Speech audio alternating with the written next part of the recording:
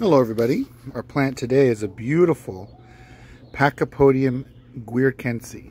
I'm not probably pronouncing that right, but I'll put the spelling is correct in the description. Again, Pachypodium griquense, or just I just call this Pachypodium guir. Funny name, but he's a good little plant. Really easy to grow. Pachypodiums in general are native to Madagascar and southern Africa. This one is a a southern African species, native to South Africa. I believe because it's native to South Africa, it's one of the easier Pachypodiums to grow. I'm here in Orange County in Southern California, and if you live in coastal regions of Southern California, this plant is actually fairly easy to grow outdoors. I've never had no problems with it. It has survived light frosts, plenty of heat. So I would say it's a great plant to grow if you like bonsai, naturally kind of bonsai looking plants or succulents. This plant is 10 years old. When I purchased it, it was about that big. And this one came from Arid Lands Greenhouses in Arizona. Arid Lands Greenhouses. Really good little plant. I like it because it is very floriferous. It blooms quite a bit. And for Pachypodium, sometimes that's a hard thing to get. But look at those nice little candy striped flowers. It's in the Apocynaceae, that's the plant family, so it has those 5 petals. Similar to plants like Natal plum and periwinkle have a similar flower. So kind of a pretty candy stripe look to them. And they also have very nice buds when they're closing. Let me see if I can get into focus.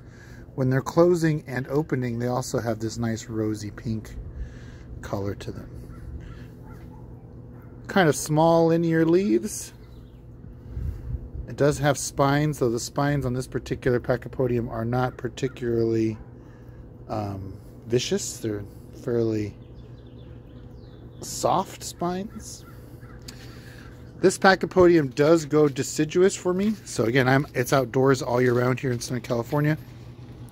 It loses its leaves around December, and it's just bare stems, and then it gets leaves back when the weather warms up here in about March or April. And it blooms all spring, so from about the time it leaves out all the way into summer. Now I water this one like a lot of my other bonsai plants, succulent bonsais. This one gets watered again about once a week. When it's really hot, I might water this twice a week. It's out in full blazing sun. This one gets no shade at all. It lives right here in that ring. See that metal ring? That's a metal stand. And because of that, it's raised up. Let me put him in the stand for you. He might not be straight. Let me straighten him out. You get the point, but he's out here in full sun all day long. No help at all. I'm actually going to turn him the right way. There we go. That's how he faces.